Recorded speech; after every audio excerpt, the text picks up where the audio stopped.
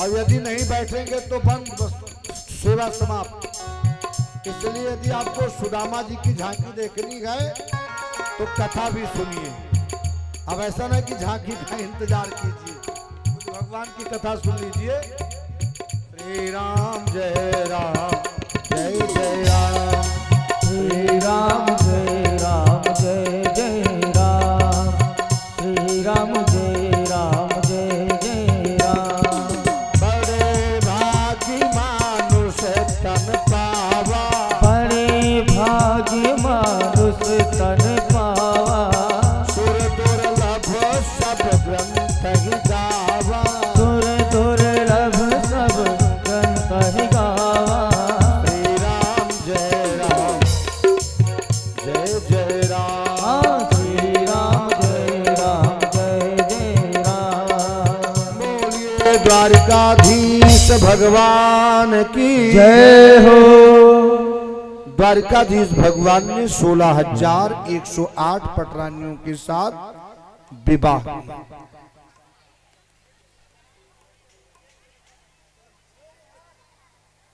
झांकी का कार्यक्रम इसीलिए नहीं रखा जाता है क्योंकि कथा गड़बड़ हो जाती है, लेकिन एरिया को देखते हुए कभी कभी जी अच्छा रहा। अभी और देखिएगा, भगवान कन्हैया किस प्रकार द्वारिकापुरी में रहते हैं। मेरी माताएं बहनें, मेरे बच्चे थोड़ा शांत हो जाएं। आप लोग थोड़ा शांति का परिचय दें।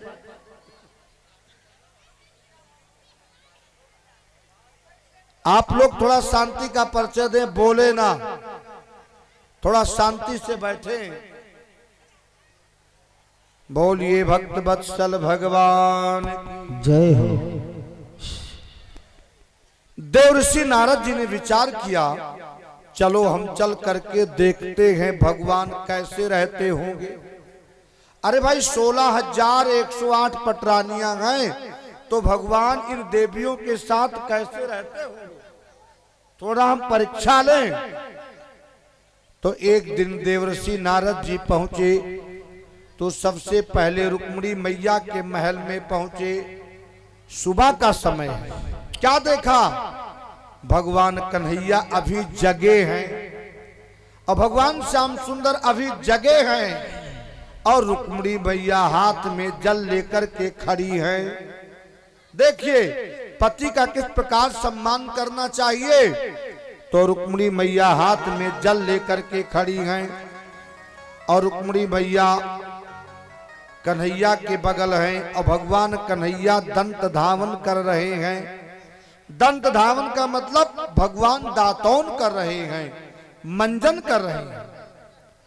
नारद जी ने सोचा आप चले जामती के महल में, भगवान वहां कैसे होंगे। तो नारद जी को देखते ही भगवान ने कहा श्याम सुंदर, भगवान ने कहा मुनिवर सुस्वागतम पधारिए। तो नारद जी ने कहा प्रभु थोड़ा जल्दी में है, थोड़ा जल्दी में है। अब नारद जी कहां पहुंच गए, जामती के महल में। तो जामती के महल में जाकर देखा तो क्या देखा, भगवान स्नान कर रहे हैं, जामती मैया स्नान करा रही हैं। नारद जी ने कहा अभी तो रुक्मिणी के पास थे, अभी जामती के पास कैसे पहुंच गए। भगवान ने कहा मुनिवर आइए पधारिए सुस्वागतम। तो नारद जी ने कहा प्रभु थोड़ा जल्दी में है। अब नारद जी कहां पहुंच गए, सत्यभामा के महल में पहुंच गए। तो जब सत्यभामा के महल में पहुंचे तो क्या देखा, भगवान स्नान कर चुके हैं, कपड़ा पहन रहे हैं। नारद जी ने देखा, कहा वहां तो रुक्मिणी के महल में तो दातौन कर रहे थे, जामती के महल में स्नान कर रहे थे और यहाँ ये तो कपड़ा पहन रहे हैं। एक साथ में ऐसी लीला क्यों कैसे कर रहे हैं। भगवान ने कहा मुनिवर आइए पधारिए सुस्वागतम। तो भगवान नारद जी ने कहा प्रभु थोड़ा जल्दी में है। तो तत्काल नारद जी कहां पहुंच गए, कालिंदी मैया के महल में। तो वहां जाकर के क्या देखा, भगवान कपड़ा पहन चुके हैं और कालिंदी मैया के साथ बैठ करके हवन कर रहे हैं, अग्निहोत्र कर रहे हैं। नारद जी ने देखा, कहा प्रभु आप यहाँ भी विद्यमान हैं। भगवान ने कहा मुनिवर आप भग रहे हैं, अरे बैठिए जल पान कीजिए, आपका आगमन हुआ है। नारद जी ने कहा प्रभु थोड़ा जल्दी में है। अब नारद जी कहां पहुंच गए, मित्रविंदा के महल में। तो क्या देखा, भगवान मित्रविंदा के साथ ब्राह्मणों को भोजन करा रहे हैं। नारद जी वहां से तत्काल भगे, नग्नजिती सत्या के महल में पहुंचे। तो क्या देखा, भगवान सत्या के साथ भोजन करा चुके हैं, ब्राह्मणों को दान दे रहे हैं, दक्षिणा दे रहे हैं। भगवान ने कहा मुनिवर आइए पधारिए, आप भी भोजन कीजिए, दक्षिणा लीजिए। मुनिवर ने कहा प्रभु थोड़ा जल्दी में हैं। फिर कहां पहुंच गए, भगवान पहुंच गए भद्रा मैया के महल में। तो क्या देखा, भगवान भद्रा मैया के साथ झूले पर बैठ करके झूल रहे हैं। भगवान नारद जी फिर कहां पहुंचे, लक्ष्मणा के महल में। तो क्या देखा, भगवान लक्ष्मणा के साथ भगवान लूडो खेल रहे हैं। नारद जी ने कहा हे प्रभु आपकी जय हो, अनेक रूप रूपाय विष्णवे प्रभु विष्णवे। हे प्रभु आपके अनंत रूप हैं, अनंत महिमा है, आप तो हर पटरानियों के पास विद्यमान हैं। इस प्रकार भगवान नारद जी भगवान की परीक्षा लेने के लिए जाते हैं। आगे की कथा आती है, भगवान के पौत्र का नाम है अनिरुद्ध। अनिरुद्ध का विवाह होता है उषा के साथ। उषा किसकी पुत्री है, का उषा जो है ये बाणासुर की पुत्री है। उषा की एक दासी है जिसका नाम है चित्रलेखा, और चित्रलेखा चित्रकला करने में प्रवीण है, और चित्र करते करते अनिरुद्ध का चित्र बना दिया। तो अनिरुद्ध के सौंदर्य को देख करके उषा मुग्ध हो गई। चित्रलेखा से कहा मैं इसी राजकुमार के साथ विवाह करूंगी। तो चित्रलेखा ने क्या किया, अनिरुद्ध को पलंग के समेत उठा लेकर के आ गई। इधर जब बाणासुर को मालूम हुआ तो बाणासुर ने अनिरुद्ध को कैदी बना लिया। इधर भगवान अपनी नारायणी सेना लेकर के आए और काफी समय तक बाणासुर से युद्ध हुआ। भगवान भोलेनाथ बाणासुर के सहयोग में आते हैं, बाणासुर के मदद में, और भगवान कृष्ण और भगवान शिव जी का भयंकर युद्ध होता है। अंत में भगवान शिव ने कन्हैया के ऊपर अपना जंभास्त्र चला दिया, शिवास्त्र चला दिया, यानी सयो ज्वर चला दिया। तो भगवान कन्हैया ने क्या किया, अपना वैष्णो ज्वर चला दिया। अच्छा, वैष्णो ज्वर के प्रभाव से भोलेनाथ माहेश्वर ज्वर परास्त हो गया। अब भगवान श्याम सुंदर उसके राजधानी में प्रवेश किए। उसके पास 1000 भुजाएं थी। भगवान कन्हैया ने उसके 1000 भुजाओं को काट डाला, मात्र 2 भुजाओं को छोड़ा। तो भगवान शिव ने कहा ये मेरा शिष्य है, इसको क्षमा कर दो प्रभु। तो भगवान श्याम सुंदर ने कहा भाई आपका शिष्य है तो मेरा भी तो कुछ है, ये तो मेरा समधी होने वाला है। फिर भगवान ने बाणासुर को क्षमा किया और बाणासुर की पुत्री उषा के साथ अनिरुद्ध का विवाह हुआ। अच्छा, अनिरुद्ध का विवाह एक और हुआ, रोचना के साथ हुआ, जो रुक्मी की पुत्री, और उसी रुक्मी की पुत्री के साथ विवाह हुआ। उस विवाह बेला में रुक्मी और बलराम जी जुआ का कार्यक्रम किया, और बार बार बलराम जी जीतते हैं, लेकिन रुक्मी के जो चाटुकार मंत्री हैं वो कहते नहीं रुक्मी जीत गया। तो आकाशवाणी ने कहा विजय तो बलराम जी की हुई। तो रुक्मी ने कहा तुझको क्या मालूम जुआ खेलने का, अरे जुआ खेलने का काम तो राजा महाराजाओं का है, तू क्या जानता है? तू तो अहीर है, गायों के पीछे दौड़ने वाला है। बलराम जी को आ गया क्रोध, खींच करके हल और मूसल प्रहार कर दिया। रुक्मी का काम तमाम हो गया। भगवान बलदाऊ ने रुक्मी का वध कर डाला। इस प्रकार आगे की कथा आती है। भगवान ने राजा नृग का उद्धार किया है। एक पौंड्रुक नाम का राजा है। पौंड्रुक ने स्वयं भगवान अपने आप को घोषित कर लिया। पौंड्रुक ने कहा मैं वास्तविक वासुदेव हूं और ये जो कृष्ण है ना, ये तो नकली वासुदेव है।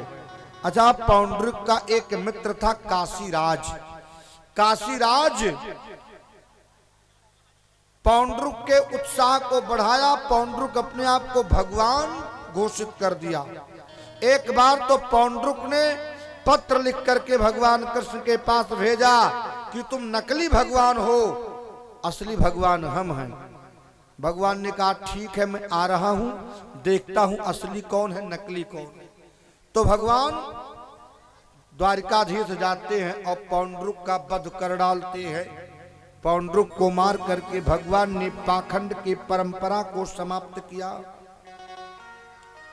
इस प्रकार आगे की कथा, वैसे बहुत कथाएं हैं। भागवत के 10वें स्कंद में तो 90 अध्याय, जिसमें 49 अध्याय पूर्वार्ध है, 49 अध्याय उत्तरार्ध है। इसके बाद आगे की कथा आती है। भगवान ने द्विविध का उद्धार किया है। भगवान ने द्विविध का उद्धार करने के बाद समाज से एक पाखंड की व्यवस्था को समाप्त किया। उसके तदोपरांत भगवान विविध लीलाओं को करते हैं। एक सबसे विचित्र कथा है। भगवान कन्हैया की मित्रता सुदामा से होती है। अच्छा, सुदामा से मित्रता कब हुई थी? कहा जिस समय भगवान कृष्ण ने कंस को मार करके मथुरा में निवास किया था और मथुरा से ही चले गए थे कहा? उज्जैन। उज्जैन में एक गुरुकुल है, एक विद्यालय है। उस गुरुकुल के जो वाइस चांसलर हैं, यानी कुलपति, उनका नाम है महाराज संदीपनी। संदीपनी महाराज के आश्रम में जाकर के पढ़ते हैं और वहीं पर ब्राह्मण सुदामा से इनकी मित्रता होती है। देखिए, समय बदलते देर नहीं लगता है, कब क्या हो जाए। तो भगवान कन्हैया तो द्वारिकाधीश हो गए, लेकिन सुदामा गरीब हो गए। अच्छा, यहां प्रश्न ये उठता है कि जो भगवान कृष्ण का मित्र है वो कैसे गरीब हो गया?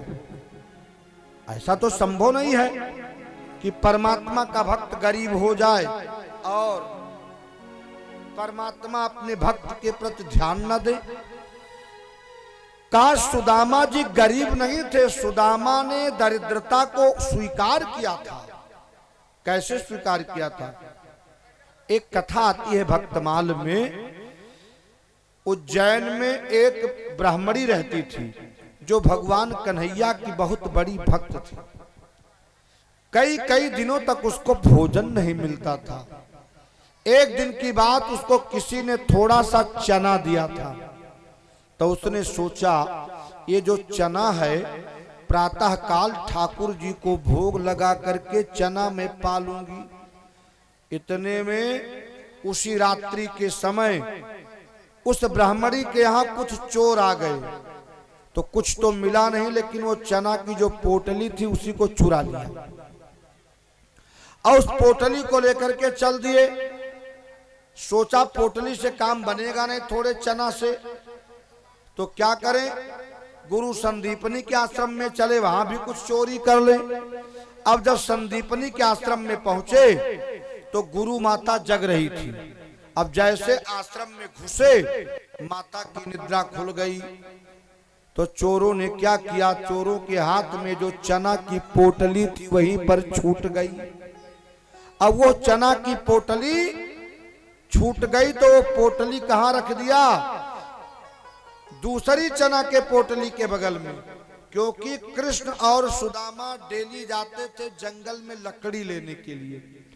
तो मैया निरंतर कुछ ना कुछ दिया करती थी, बेटा जब भूख लगेगा तो पा लेना। तो चना की पोटली बना करके और रखा था, और वही चना की पोटली सुदामा और कृष्ण को दिया कि जब तुमको भूख लगेगी रास्ते में तो चबा लेना। अच्छा, ब्राह्मणी का जब वो चना चोरी हो गया तो ब्राह्मणी को बहुत बड़ी पीड़ा हुई। उस ब्राह्मणी ने कहा, मैं तो वैसे ही 2 दिन से भूखी थी, जिस किसी ने मेरे चना को चुराया होगा और यदि वो चना को खाएगा तो सदा सदा के लिए निर्धन हो जाएगा। अच्छा, सुदामा ब्रह्मज्ञानी थे, सुदामा जी समझ रहे थे यदि ये चना कहीं मैंने खा लिया तो मैं तो निर्धन हो जाऊंगा, लेकिन मेरे द्वारिकाधीश राजा हो जाएंगे, और यदि कहीं मेरे कन्हैया ने खा लिया तो वो बेचारे निर्धन हो जाएंगे। तो मित्रता का मतलब ये होता है स्वयं मित्र के दुख को उठा ले और अपने मित्र को सुखी करे, यानी मित्रता के कष्ट में सहयोग दे, स्वयं दुखी हो लेकिन अपने मित्र को दुख ना दे। निज दुख गिर समु रजकार जाना, निज दुख गिर समु, हाँ निज दुख गिर सम रजकार जाना, निज दुख गिर सम रजकार जाना। हे मित्रा का दुख रज मेरे समाना, मित्रा का दुख रज नहीं समाना। निज दुख गिर सम रज कर जाना, निज दुख गिर सम रज कर जाना।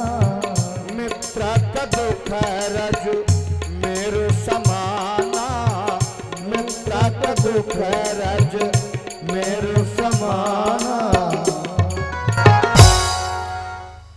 मित्र का मतलब होता है अपने ऊपर पहाड़ के बराबर दुख हो उसको धूल के बराबर समझना चाहिए, और अपने मित्र के ऊपर धूल के बराबर दुख हो उसको पहाड़ समझना चाहिए।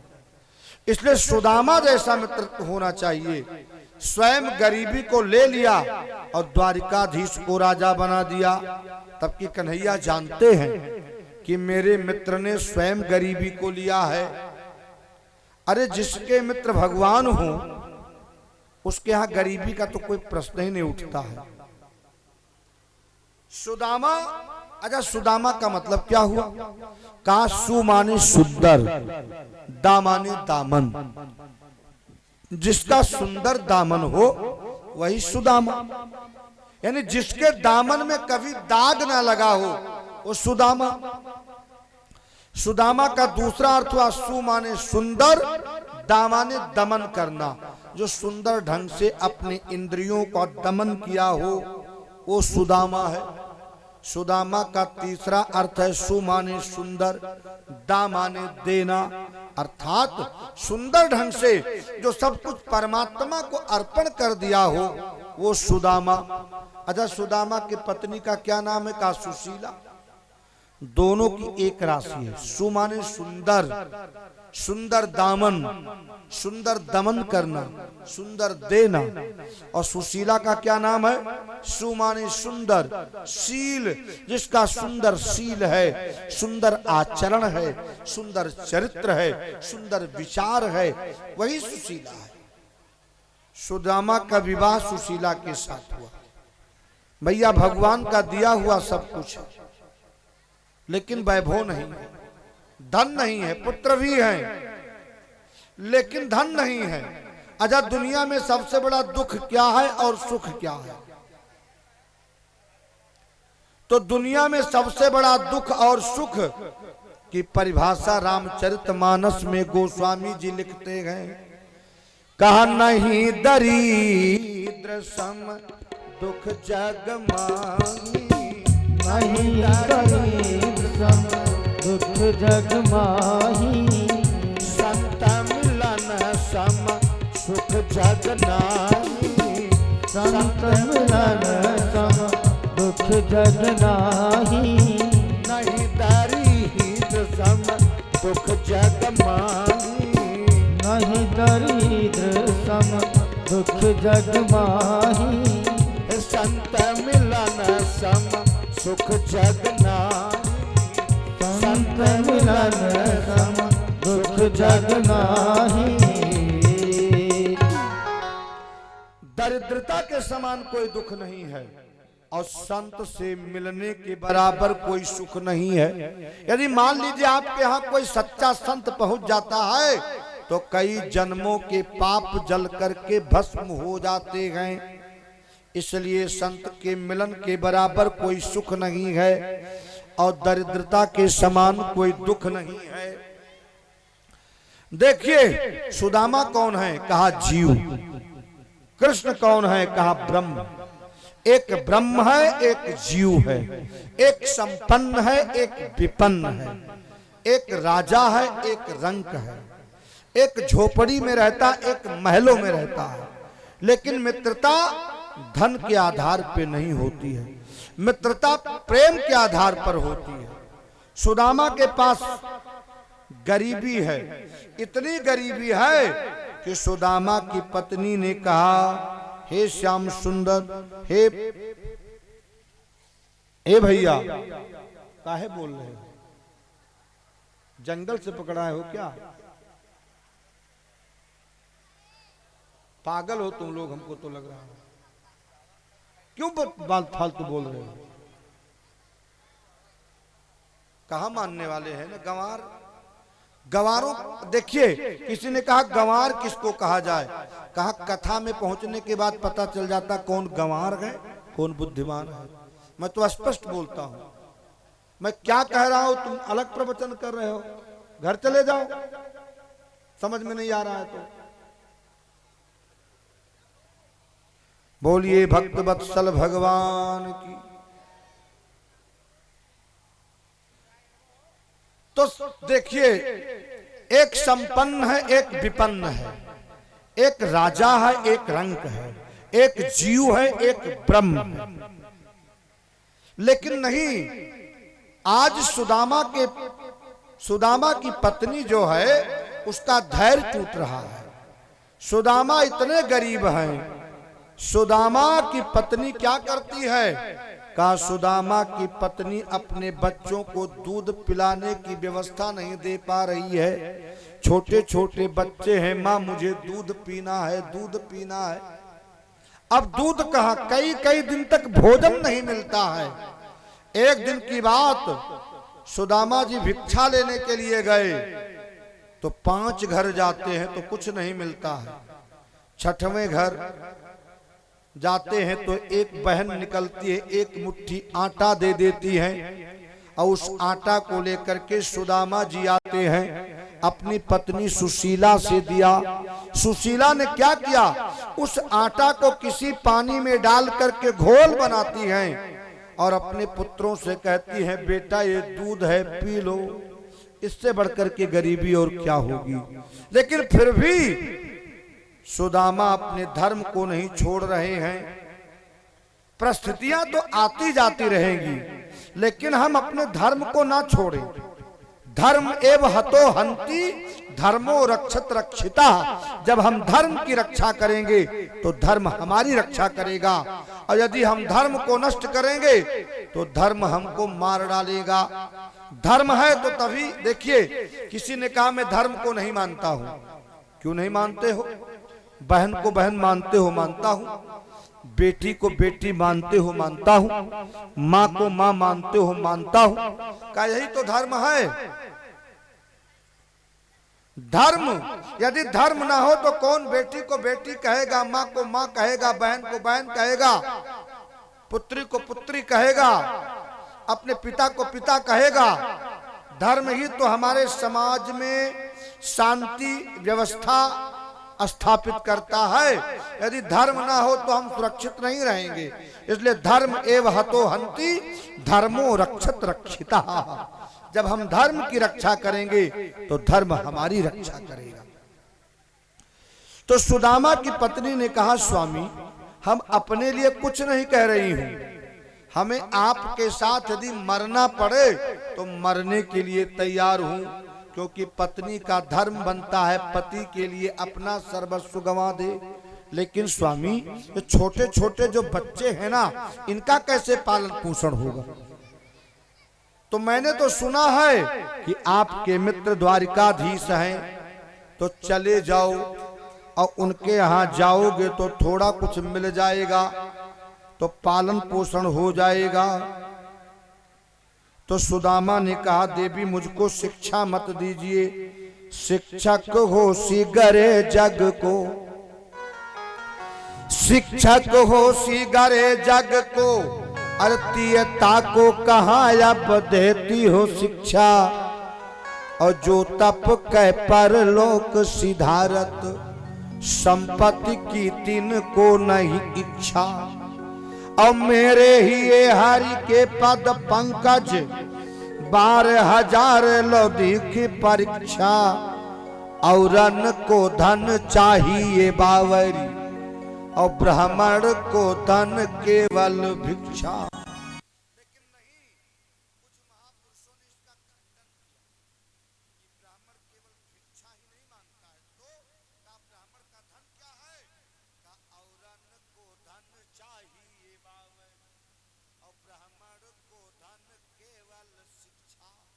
समाज का नेतृत्व करता है, इसलिए ब्राह्मण को वेद वेदांत का ज्ञान होना चाहिए। तो इस प्रकार सुदामा अपने पत्नी को समझा रहे हैं। तो सुदामा के पत्नी ने कहा, मैंने सुना है कि द्वारिकाधीश के पास सोने का महल बना हुआ है, और आपके इतने बड़े मित्र हैं, कम से कम कुछ ना कुछ तो मिल ही जाएगा। और स्वामी मेरे पास क्या है? कहा यदि कुछ भी खाने को मिलता तो मैं आपसे कुछ ना कहती। यहाँ तक सवा भी नहीं है, कोदो भी नहीं है, एक टाइम भोजन भी नहीं मिलता है। कोदो सवा जूर तो भारी पेट, अरे कोदो सवा जूर तो भारी पेट, न चाहते हो दध दूध मिठाई। और सीते प्रतीत भयो सिद्धियातई, हूँ हटती पे तुम्हें ना हटौती। जो जानती पिए ही तुहारी सो, तो काहे को द्वारिका पेली पठौती। और या घर ते कबहू ना गयो, और या घर ते कबहू ना गयो। पिए फूटी तवायर फूटी कठौती। घर की यही स्थिति है कि वही पुराना तवा घर के अंदर रखा हुआ है, जो कई जगह से फूटा हुआ है, और जिस कठौती में आटा गूंथा जाता है वो भी फटा हुआ है। यदि कुछ भी होता तो मैं आपको द्वारिका के लिए ना भेजती। तो सुदामा जी ने कहा, देवी मान लीजिए हम द्वारिका जाएं, और द्वारिका जाएं तो कुछ लेकर जाना चाहिए। कहा वो 16,108 पटरानियां उनके यहाँ विराजमान हैं, 400 कोस में सोने का महल है, बड़े बड़े दिक्पाल लोकपाल मंत्री वहां पर मस्तक झुकाए खड़े रहते हैं, और वहां मैं क्या लेकर के जाऊं? अरे मित्रता का तो मतलब होता है कुछ लेकर जाना चाहिए। किसी मित्र के पास खाली हाथ नहीं जाना चाहिए, या किसी रिश्तेदार के यहाँ खाली हाथ नहीं जाना चाहिए। कहा कैसे जाना चाहिए? हो सके तो अंग वस्त्र लेकर जाना चाहिए, कोई बढ़िया वस्त्र लेकर जाए उपहार में। का और कुछ ना हो तो मिष्ठान लेकर जाना चाहिए।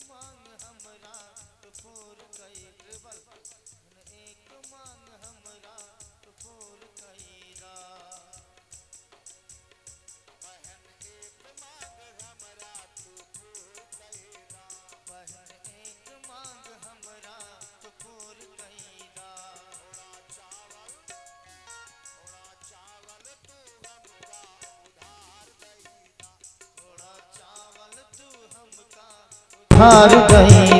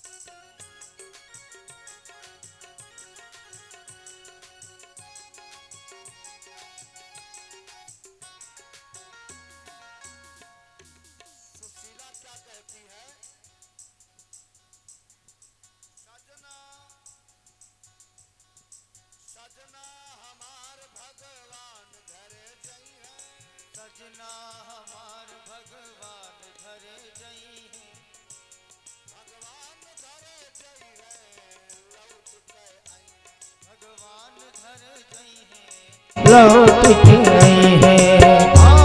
हम सारा ऋण पलमा भुगतान कईदा, हम सारा ऋण पल का भुगतान कहेगा। थोड़ा चावल तो हमका उधार कईदा, थोड़ा चावल तू हमका उधार दहीदा। एक मांग हमरा एक मांग हमरा तो पूर कहीदा। एक मांग हमरा पूर कहीदा। थोड़ा चावल तो हमका उधार कईदा, चावल तू हमका उधार कहीदा। देखिए सुशीला क्या मांग करके लाती है? चावल। कितना? चत्वार मुष्टीन तंदुलान चैल खंडे, 4 मुट्ठी चावल मांग करके लाई। वो भी 4 प्रकार का चावल है। और जब वो बांधना प्रारंभ करती है कपड़े में, तो इतनी गरीबी है कि कपड़ा फट जा रहा है। कई बार जब उसको लपेटती हैं तो चावल एकत्रित होता है और पोटली बंध जाती है। अब सुदामा जी को दे देती हैं और सुदामा जी चलते हैं, क्योंकि टाइम भी तो हो रहा है। 10 मिनट। बोलिए भक्तवत्सल भगवान की। सुदामा जी क्या कर रहे हैं? सुदामा जी कन्हैया से मिलने के लिए जा रहे हैं। सुदामा जी का 2 संबंध है भगवान से, एक मित्रता का, दूसरा भक्त का। अरे देखिए, मित्रता का निर्वाहन तब तक होता है जब तक मित्रता में किसी प्रकार का कोई डिमांड ना हो, और जहां डिमांड आ गया वहां मित्रता समाप्त। भाई जहां डिमांड है वहां कुछ नहीं है, और जहां डिमांड नहीं है वही डायमंड है। डायमंड माने हीरा, और जहां डिमांड है वहां कुछ नहीं है। इसलिए मित्रता में डिमांड नहीं होना चाहिए, मित्रता में तो प्रेम होना चाहिए। और सुदामा का एक संबंध भगवान से मित्रता का है, और दूसरा संबंध भगवान से भक्त का है। अच्छा, मित्रता के रूप में देखा जाए तो भी भगवान से मांग नहीं सकते, और यदि भक्त के रूप में देखा जाए तो भक्त भी भगवान से कुछ नहीं मांग सकता। तो भगवान से भक्त क्या मांगता है? तो कहा भक्त भगवान से केवल प्रेम मांगता है और केवल अपना नाम मांगता है। भगवान का सच्चा भक्त कौन है? तो कहा भगवान का सच्चा भक्त वही है जो भगवान के नाम का निरंतर आश्रय लेता है। इस कलयुग में और कुछ नहीं हो पाएगा, केवल भगवान का नाम लिया जाए तो जीव संसार से मुक्त हो जाएगा। कहा कैसे?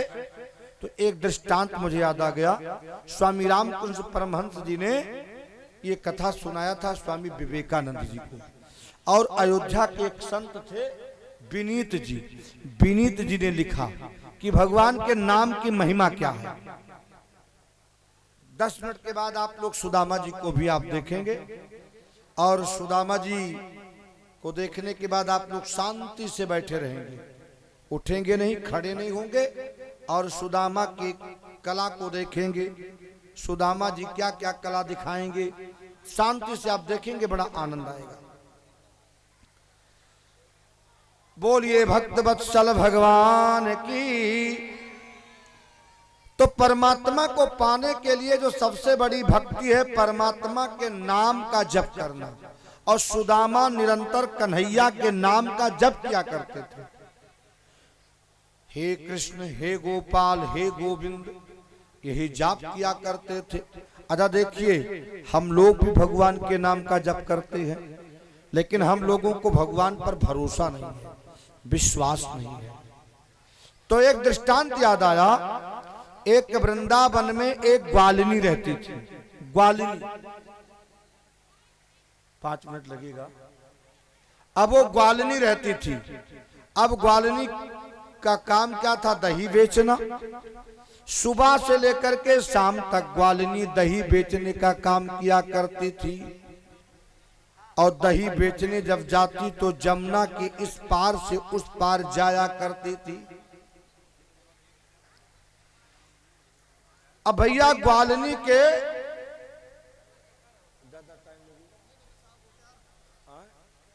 तैयार है तो प्रसंग को बाद में सुनाएं।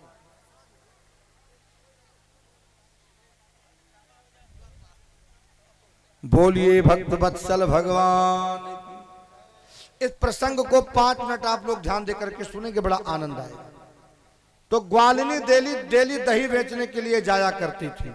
उसके 2 पैसा बचते थे, लग जाते थे नाव से। इधर से जाती तो 2 पैसा खर्च होता, नाव वालों को 2 देना पड़ता, और उधर से आती तो 2 पैसा। एक दिन वो दही बेच करके आ रही थी तो कोई पंडित जी कथा कह रहे थे। तो पंडित जी ने कहा 2 बार यदि कोई राधे श्याम कह दे तो संसार सागर से पार हो जाएगा। तो ग्वालिनी ने विचार किया, जब 2 बार राधे श्याम कहने से संसार सागर से पार हुआ जा सकता है, तो क्या हम नदी नहीं पार हो सकती हूँ? तो उसको विश्वास हो गया। अब वो दही बेच करके आ रही थी, जमुना में घुस गई राधे श्याम, और राधे श्याम का नाम उच्चारण किया, उसका पैर डूबा नहीं, पार हो गई। घर गई। दूसरे दिन दही लेकर के जब इस पार जाना पड़ा तो फिर कहा राधे श्याम, उसका पैर नहीं डूबा, फिर पार हो गई। अब डेली उसके 4 पैसे बचने लगे। अब उसके मन में भाव आया कि चलो भाई, जिन गुरु जी ने दीक्षा दिया है उनको बुला करके भोजन कराया जाए।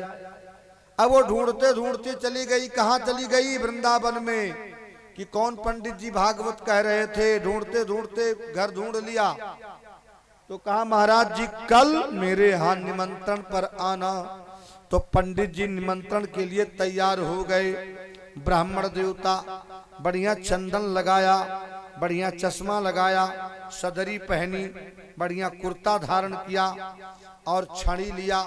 पंडित जी तैयार हो गए। अब ग्वालिनी पंडित जी को लेने के लिए आ गई। अब पंडित जी को लेकर के चल दी। तो किधर जा रही है? जिधर से डेली जमुना के पार जाती थी। पंडित जी ने सोचा कोई नाव होगा, कोई व्यवस्था होगी, तभी तो मुझको लेकर जा रही है। और जब जमुना के किनारे पहुंची तो पंडित जी ने कहा भाई तू कहां लेकर जा रही है? कहा इसी रास्ते से चलो महाराज जी। पंडित जी ने कहा इधर कहां चले, कोई नाव तो है नहीं। तो पंडित जी का हाथ पकड़ लिया और ग्वालिनी कहती क्या है हमारे साथ आप लोग भी बोलेंगे वीरू भैया कि गुरु जी बोलो राधे श्याम, गुरु जी बोलो राधे श्याम, गुरु जी बोलो राधे श्याम। बोलो राधे श्याम, गुरु जी बोलो राधे श्याम, गुरु जी बोलो राधे श्याम, गुरु जी बोलो राधे श्याम।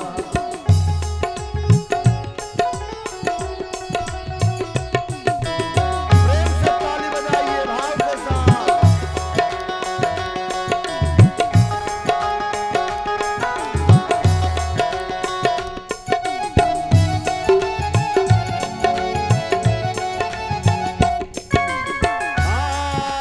जमुना क्या भव सागर में, जमुना क्या भव सागर में गए, इसी नाम का काम गुरु जी बोलो राधे श्याम, गुरु जी बोलो राधे श्याम, गुरु जी बोलो राधे श्याम, बोलो राधे श्याम। अब गुरु जी सब कुछ बोले, राधे श्याम ना बोले। अब उसने तो जैसे जमुना में पैर रखा वो डूब नहीं रही है। पंडित जी से कहा पंडित जी इधर आओ, और जैसे पंडित जी का हाथ पकड़ करके घसीटा, पंडित जी गोता खाने लगे, पंडित जी डूब गए। पंडित जी ने कहा अच्छा अब बात समझ में आया, तू निमंत्रण लेने नहीं आई थी, तू जादूगरनी है, तू चुड़ैल है जादूगरनी या चुड़ैल या बटमारन नार, है जादूगरनी या चुड़ैल या बटमारन नार। और यही सोचकर पंडित जी करने लगे विचार, बचाओ राधा बर घनश्याम। तो ग्वालिनी ने कहा गुरु जी बोलो राधे श्याम, गुरु जी बोलो राधे श्याम, गुरु जी बोलो राधे श्याम।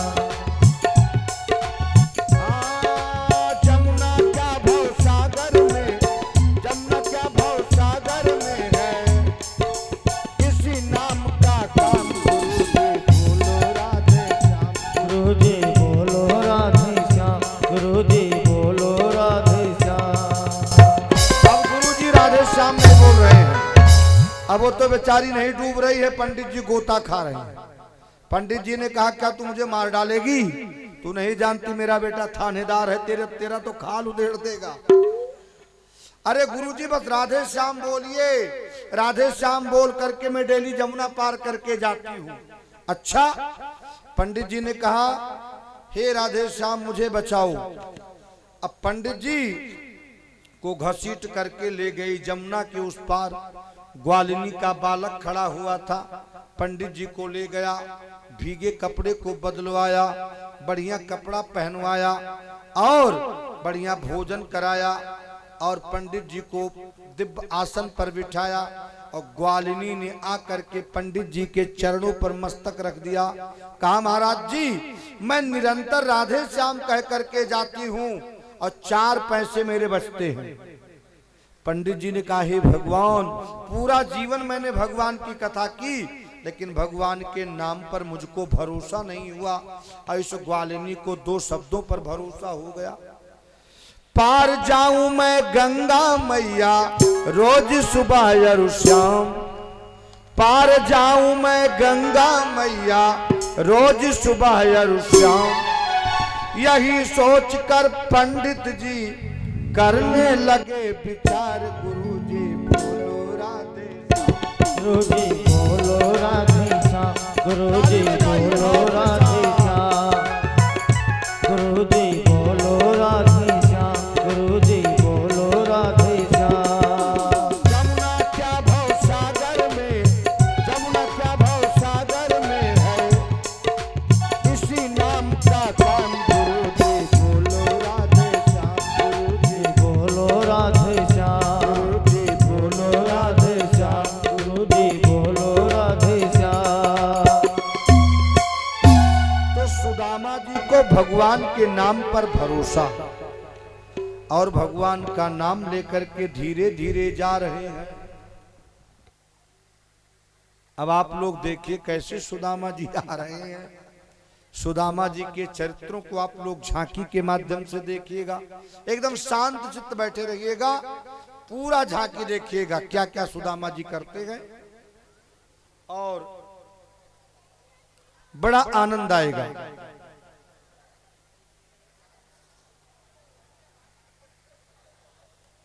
बोलिए भक्त वत्सल भगवान की। कन्हैया जी को थोड़ा मेहनत करना पड़ रहा है ना बंसी थामने के लिए, साक्षात बांके बिहारी विद्यमान है।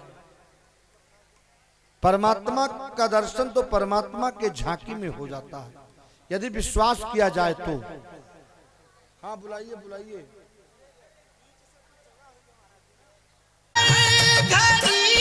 मुझको तुम्हारी याद आती है, तुम्हारी याद आती है, मुझे मोहन रुलाती है, तुम्हारी याद आती है, मुझे मोहन रुलाती है, तुम्हारी याद आती है।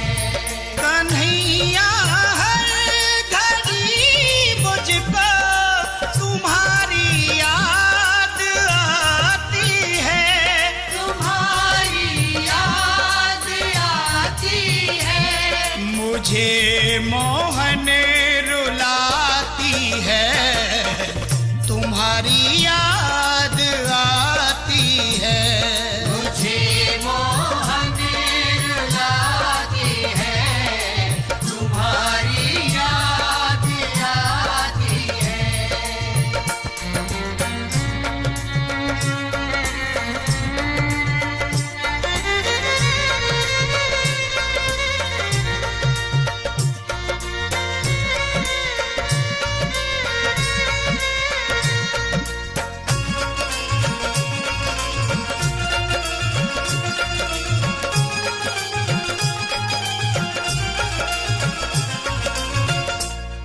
तुम्हारी याद में मोहन न हमको नींद आती है, तुम्हारी याद में मोहन न हमको नींद आती है। ये दुनिया की चमक प्यारे हमें भी ना सुहाती है, ये दुनिया की चमक प्यारी हमें भी ना सुहाती है।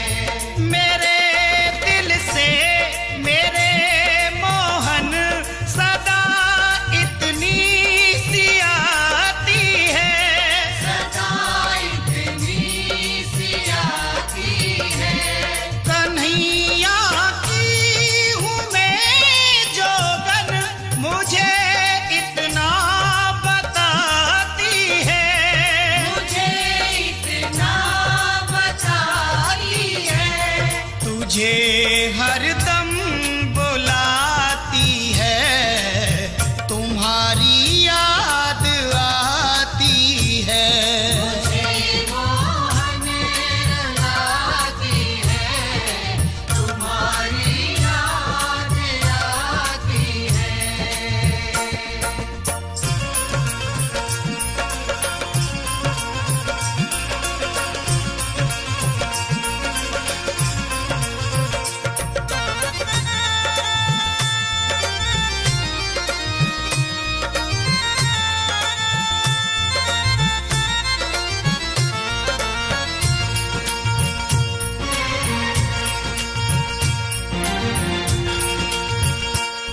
जो कुछ भी था दिया तुमने, वही तुमको चढ़ाते हैं, जो कुछ भी